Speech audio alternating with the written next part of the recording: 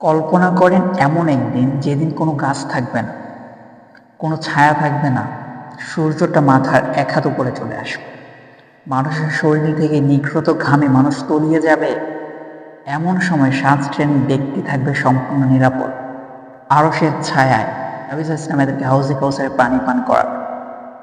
এমন সৌভাগ্যবানদের অন্তর্ভুক্ত আপনারা হতে চান? তাহলে এই 7টি বৈশিষ্ট্য মিলিয়ে দেখেন আপনার মাঝে আছে কিনা। প্রথম হচ্ছে, নবী সাল্লাল্লাহু আলাইহি ওয়াসাল্লাম বলেছেন, ন্যায়পরায়ণ শাসক কিংবা ব্যক্তি। 2 নম্বর, এমন যুবক যার যৌবন গড়ে উঠেছে আল্লাহর ইবাদতের মধ্য দিয়ে। বয়স্ক হলে ইবাদত করব, বৃদ্ধ হলে তওবা করবে, নামাজ পড়বে, এমন মানসিকতা না। যৌবনকাল থেকেই আল্লাহর ইবাদতের মধ্য দিয়ে সে বড় হয়েছে। 3 নম্বর হচ্ছে, যার মনটা সবসময় মসজিদের সাথে ঝুলন্ত থাকে। এক ওয়াক্ত নামাজ পড়ে এসেছে, পরের ওয়াক্ত কখন পড়বে এই মানসিকতা তার মাথার মধ্যে থাকে। 4 নম্বর হচ্ছে, এমন ব্যক্তি যে পরস্পরকে আল্লাহর জন্য ভালোবাসে। সাধারণত মানুষ স্বার্থের জন্য একজন আরেকজনকে ভালোবাসে, তারা নিঃস্বার্থভাবে আল্লাহর জন্য ভালোবাসে।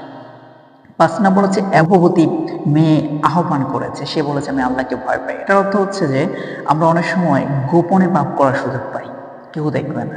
এমন সময় যদি আপনি ভাবেন আল্লাহ নিষেধ করেছে সুতরাং করা যাবে না, এই মানসিকতা থেকে যদি ওই পাপটা ছেড়ে দেন, আল্লাহ তাআলা আপনাকে এই সৌভাগ্যবানদের অন্তর্ভুক্ত করবেন। 6 নম্বর হচ্ছে, এমন ব্যক্তি যে গোপনে দান করে, ডান হাত দান করে বাম হাত জানে না, অর্থাৎ ইখলাসের সাথে দান করে, মানুষকে দেখানোর মানসিকতা থেকে দান করে না।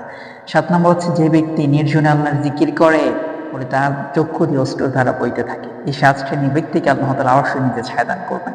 আল্লাহ তাআলা যেন আমাদেরকে 7 শ্রেণীর অন্তর্ভুক্ত করে।